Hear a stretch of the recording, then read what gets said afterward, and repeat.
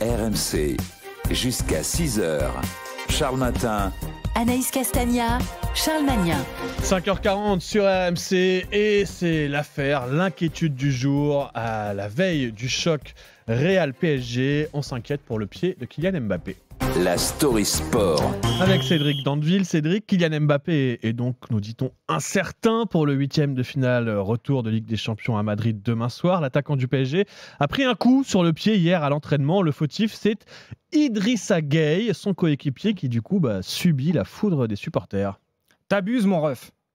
On ne défend pas comme ça à l'entraînement, en plus sur la star de l'équipe. Ou encore, j'espère que Kylian sera titulaire et que tu n'as pas foutu notre saison en l'air en le blessant.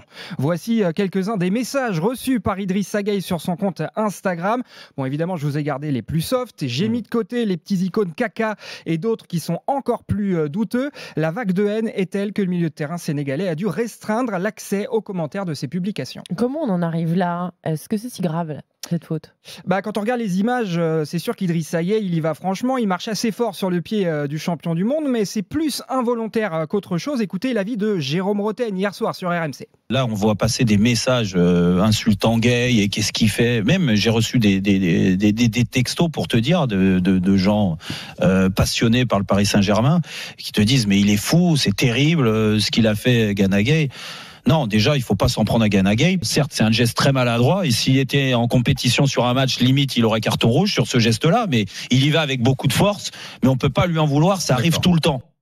Bon, Jérôme Roten n'est pas le seul à défendre le Sénégalais. Dans le flot de réactions sur les réseaux, on a quand même aussi plein de petits cœurs rouges et de bras musclés en soutien à Gueye. Des utilisateurs s'indignent, je cite, « C'est juste dégoûtant de lire certains commentaires.